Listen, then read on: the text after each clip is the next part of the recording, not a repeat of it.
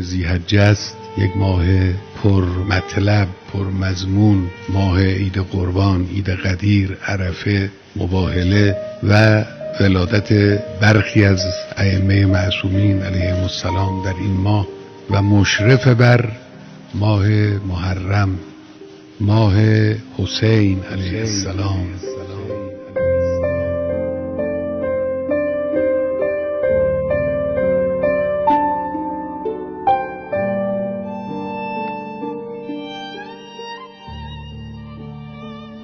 ماه عجیبی است، ماه دعا، ماه مناجات، ماه یادآوری میقات پروردگار با پیغمبر بزرگ.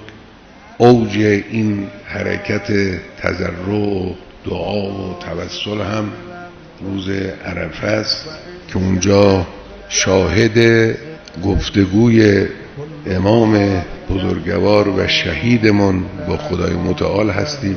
دعای عرفه با اون مضامین بلند. هر وقت شکرت کردم به من بیشتر عطا کردی، به من بیشتر نعمت دادی.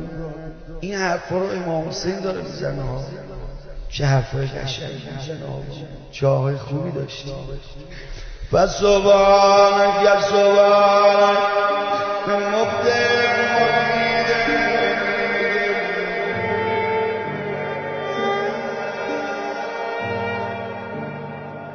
دهه آخر ذی‌حجه، بلکه نیمه دوم ذی‌حجه، روزهای مهمی از لحاظ تاریخ اسلام و حوادث تاریخی اسلامه.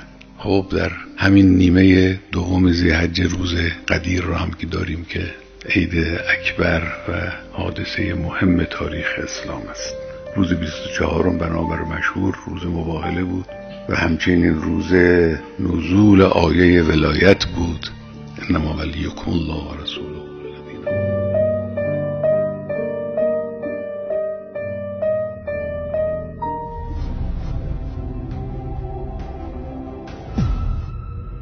اینجا مرکز مقاومت است.